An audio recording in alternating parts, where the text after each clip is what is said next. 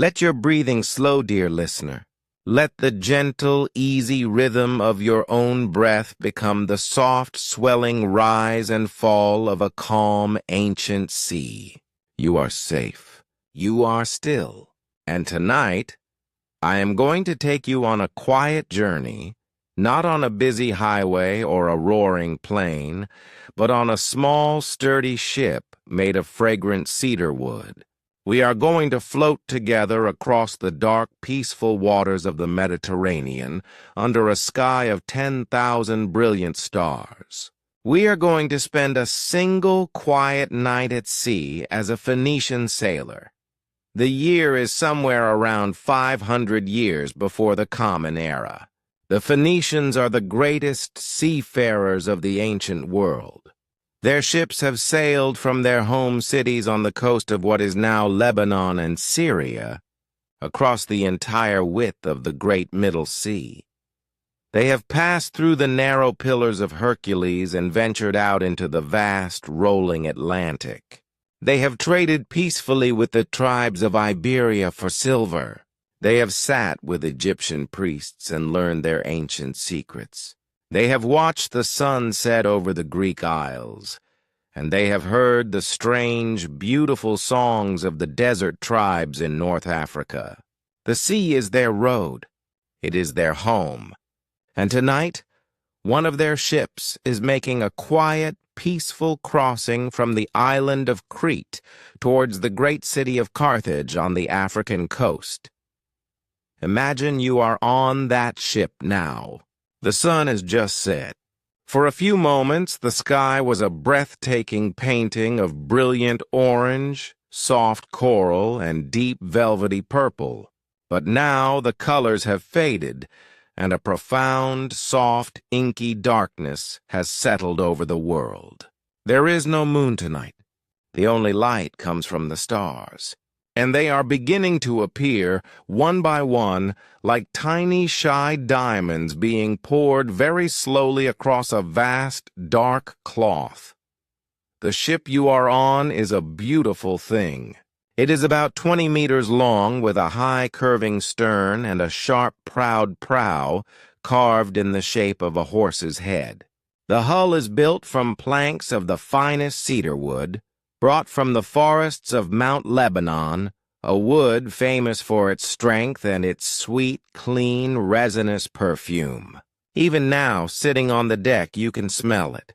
It is a warm, comforting, grounding scent, mixing with the clean, salty sharpness of the sea air. A single, wide, square sail, made of heavy cream-colored linen, is fully open, catching the soft, gentle night wind. It billows out with a quiet, peaceful sigh. There is no rowing tonight. The sea is calm, and the master has ordered the great heavy oars to be pulled in and stowed along the inner gunwales. They rest there silently, their long, dark wooden shafts glistening faintly with a soft, oily sheen. Below the deck, hidden under thick, oiled leather covers, rests the precious cargo. Rows and rows of elegant terracotta amphorae, filled with the finest golden olive oil from the groves of Attica, and baled cloth dyed a deep, rich royal purple, a color so rare and precious it comes from the glands of a tiny sea snail. The Phoenicians were famous for it. The very name Phoenician comes from the Greek word for purple. This quiet, humble merchant ship is carrying wealth that would buy a kingdom, but its journey is one of perfect, unassuming peace. Most of the crew are asleep. They lie on simple, woven mats on the open deck, wrapped tightly in their thick, heavy gray wool cloaks against the cool night air. Their bodies are still. Their breathing is a soft, quiet, collective rhythm. A gentle, human lullaby blending with the sound of the waves. One man is curled up near the mast, his head resting on a coil of thick hemp rope. Another lies flat on his back, his arm thrown over his eyes. They are completely at peace. The sea is rocking them in her gentle, ancient cradle. but the ship is not entirely asleep. A single figure is sitting at the very stern of the ship, by the large carved steering oar. He is the night watchman, an older, experienced sailor from the ancient city of Tyre. And it is to him, and his quiet, solitary vigil, that we turn our attention now. A small, simple oil lamp burns in a protected nook beside him, its tiny, golden flame the only artificial light for hundreds of miles in any direction. The lamp itself is a simple, beautiful clay dish, pinched at one end to hold a flaxen wick. The flame flickers very gently in the soft breeze, casting a warm, dancing glow on his calm, weathered face and his dark, knowing eyes. His beard is long and silver gray. His hands, resting on the tiller, are strong and rough from years of hauling ropes and mending sails. But they hold the great oar with a deep, gentle sensitivity, feeling the quiet, living pulse of the sea through the wood. He is navigating. He needs no compass, for the compass has not yet been invented. He needs no map, for his maps are drawn in his memory and in the sky above him. He looks up at the familiar glittering canopy of the stars. There, directly overhead, he can see the great constellation of the Great Bear, a pattern he has known since he was a boy. He gently adjusts the steering oar, keeping the ship's course exactly aligned with the two bright pointer stars that lead true north. He also looks for the brilliant, steady light of the planet that the Greeks call Phosphoros, the bringer of dawn, the morning and evening star. The light is so steady and so bright, it looks like a tiny, distant lantern hanging in the sky, put there by a god to guide them home. This is navigation. This is a quiet, ancient conversation between a lone mariner and the vast, silent universe.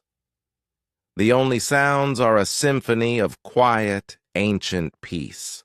The soft, musical creak of the cedar timbers as the ship rocks gently on the swell. Creak, groan, creak. The gentle, rhythmic slap and shush of the waves against the wooden hull, a sound as old as time itself.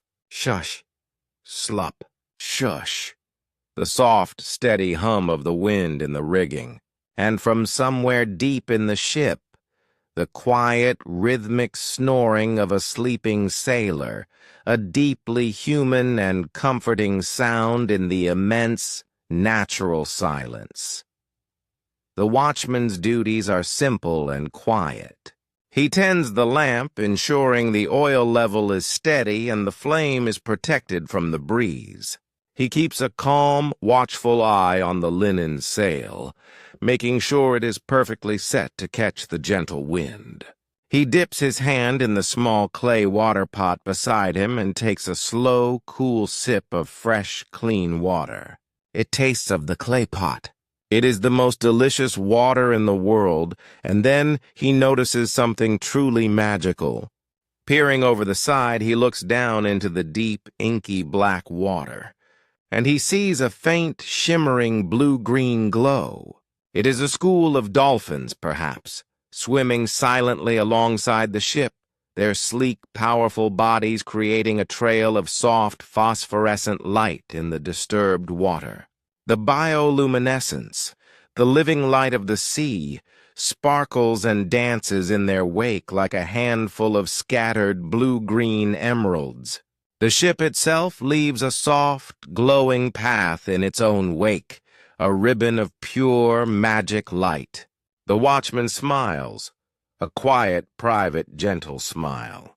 He has seen this 1,000 times, and every single time it is a miracle, a quiet, whispered secret from the deep. In the far, far distance, a tiny, faint cluster of warm orange lights glitters on the dark horizon. It is a coastal village, Crete or perhaps the Peloponnese. The lights are so small and so distant. They are not bright, harsh electric lights, but the soft, glowing, beautiful flicker of oil lamps and cooking fires in 100 sleeping homes. You cannot hear them. You can only see them, a quiet, gentle human constellation on the shoreline. And you realize, with a profound sense of peace, that this is how the world was lit for thousands of years, by small, quiet handfuls of fire shining in the dark. The hours pass in this deep, profound, meditative silence. The Great Bear slowly circles the North Star. The helm watch changes very quietly. Another sailor, a younger man from the colony of Gades in far Iberia, rises from his mat and silently takes the tiller. The old watchman places a quiet, fatherly hand on his shoulder for a moment, and then he wraps himself in his own gray wool cloak and lies down on the deck. He is asleep in moments, his breathing joining the soft, collective rhythm of the crew. The ship sails on, a small, silent, living craft in the middle of the immense, dark, ancient sea. Wrapped in a profound, safe, velvety silence, nestled under a breathtaking canopy of 10,000 silent, glittering stars. The sea is calm, the stars are out, and the world, for this brief, beautiful moment, is perfectly, utterly, and completely at peace. And so, as your own mind drifts now, dear listener, let it be carried by the quiet images of that ancient night. The soft creak of the cedar wood, the gentle slap of the waves, the calm, knowing gaze of the watchman looking up at the guardian stars, the magical, shimmering trail of the dolphins in the black water, and the deep, unshakable, safe certainty that you are exactly where you are supposed to be, cradled by an ancient ship on a calm, ancient sea, under a sky of silent, watching stars. The night is still. The sea is gentle. Rest now, rest.